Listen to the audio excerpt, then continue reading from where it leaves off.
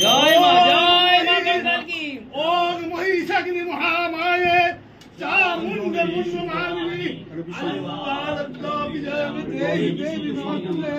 ओम हरे कृष्ण ओम हरे कृष्ण ओम हरे कृष्ण ओम शांति शांति शांति सूराय दिवाकलाधमा। ओम विष्णु ओम विष्णु ओम विष्णु ओम तद विष्णु परमं पदं चक्षुरारतं सर्वमंगलामंगल्ये शिवे सर्वार्थसाधिके शरण्ये त्र्यंबके गौरी नारायणी नमोस्तुते। विष्णु विष्णु रुद्राश्रमासे कन्याराशिषे भास्करे ओम कृष्ण पक्षे द्वादशं दिने कश्यपगोत्र नवव्रतदेव मंडल कश्यपगोत्राय सुकन्या कश्यप गोत्र सुतपा एवं छवि मंडली सर्वशांति रानी सर्वमंगल कमलात्ये मां कंकाली श्री चरणे पुष्पांजलि देवी कंकालिका। जय मां कंकाल की। ओम महिषाग्नि महामाये जय मां कंकाल की। ओम महिषाग्नि महामाये चामुंड मुंडमालिनी जय मां कंकाल की। ओम महिषाग्नि महामाये। কেষ্ট শুধু কেঁদেই চলেছেন। জেল থেকে বেরিয়ে কখনো পার্টি অফিসে বসে কাঁদছেন, কখনো বা পুজো দিতে গিয়ে কাঁদছেন। প্রিয় দর্শক, আমি নয়ন রায়, আমার এই ছোট্ট ইউটিউব চ্যানেলে সবাইকে স্বাগত জানিয়ে শুরু করি এই প্রতিবেদন। এই গুরুত্বপূর্ণ প্রতিবেদন শেষ পর্যন্ত দেখুন। পয়েন্টে আসো দর্শক। কথা হচ্ছে গিয়ে কেষ্ট কেন এত কাঁদছেন? জেল থেকে বেরিয়ে কাঁদছেন, পার্টি অফিসে বসে কাঁদছেন, পুজো দিতে গিয়ে কাঁদছেন। কেষ্ট তো বীরভূমের বাঘ, তাই না?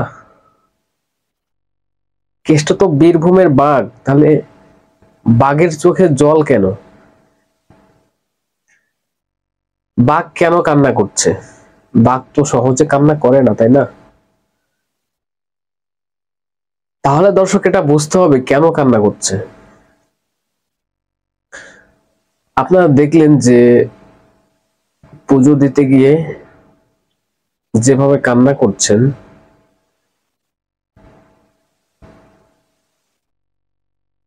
এটা তো জেল থেকে বেরিয়ে এসে, তাই না? কিন্তু জেলের ভিতরেও তো মন্দির থাকে, মন্দির মসজিদ সবকিছুই থাকে। তাহলে কান্নাটা ওখানে কেমন করছেন? জেলের ভিতরে বা জেল থেকে বেরোনোর জন্য কেমন আর্তনাদ করেছেন বা প্রার্থনা করেছেন ঠাকুরের কাছে? আপনারা জানেন যে কেষ্ট সেদিন একটা বক্তব্য রেখেছিলেন যে আমরা কেউ অন্যায় করব না, আমরা অন্যায়কে প্রশ্রয় দেব না, মানুষকে সঙ্গে নিয়ে চলবো, সবাই একসঙ্গে মিলে মিশে চলবো। যে কেষ্ট হুঙ্কার ছাড়তেন, আমি 1 ঘন্টা টাইম দিয়েছি, নাকি বাড়িঘর ভেঙে চাড়িয়ে দেবো,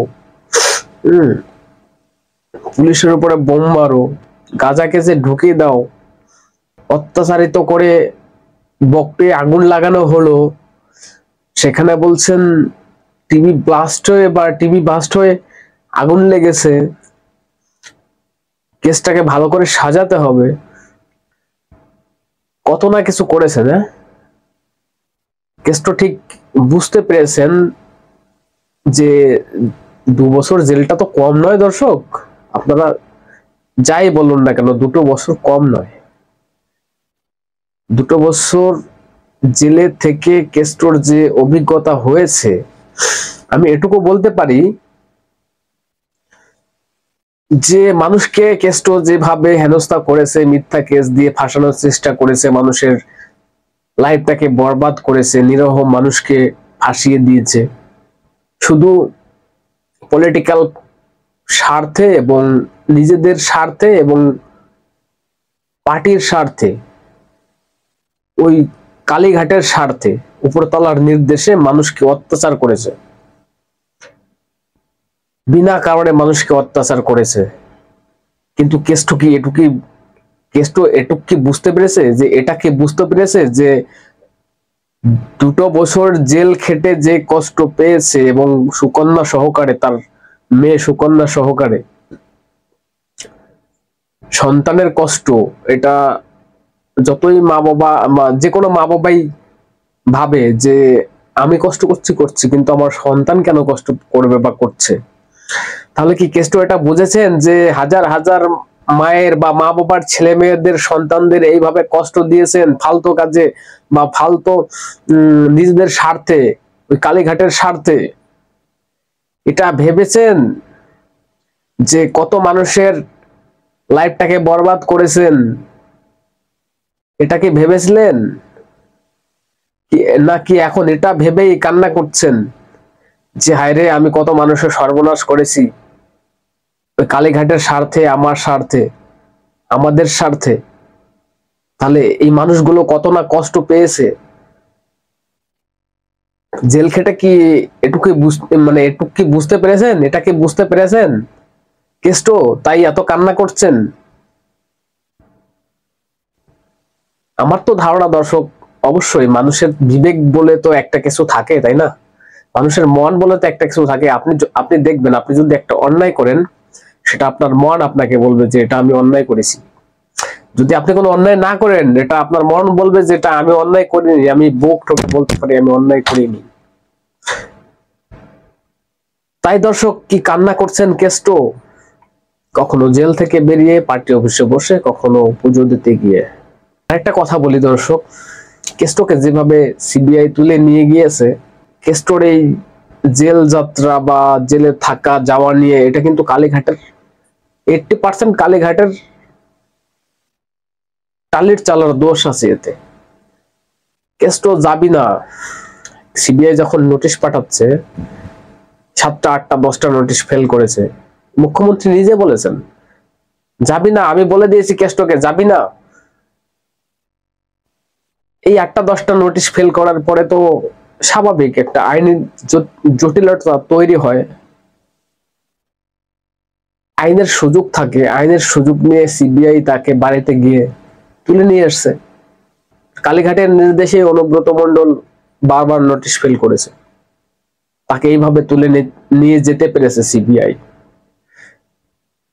তবে দর্শক আরেকটা কথা বলবো, দেখুন কেষ্ট জেল থেকে বেরিয়েছে, কষ্ট হয়েছে বা জেলে অনেকটাই কষ্ট করেছে, কষ্ট পেয়েছে, এটা তো কালীঘাটের কিছুটা হাত ছিল অবশ্যই। কিন্তু জেল থেকে বেরোনোর পরে এই কালীঘাটের দিকে তার কোনো আঙুল নেই।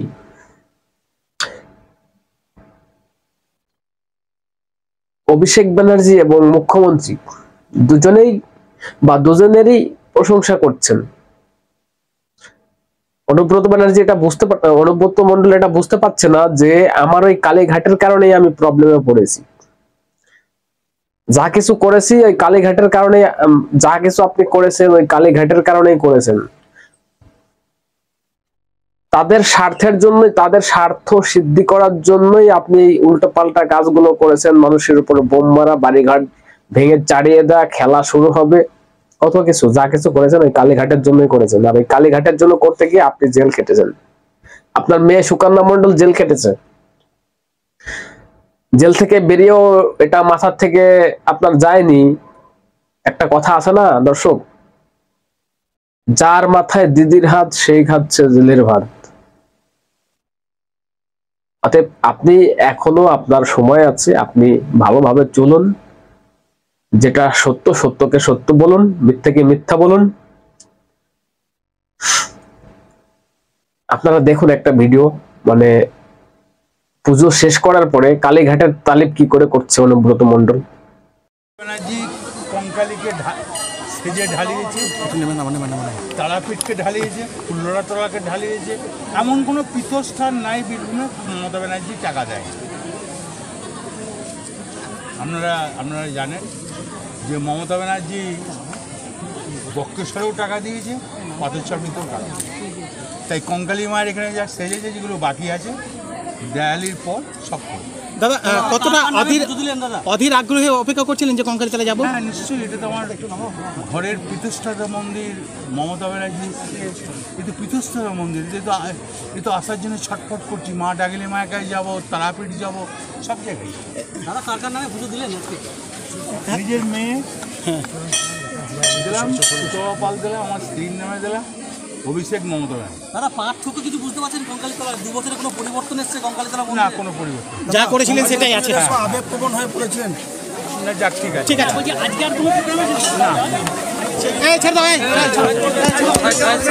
জয় মা জয় মা জয় মা কঙ্কাল কি বাঘের চোখে জল, বাঘ করছে কান্না, তারিফ করছে কালীঘাটের।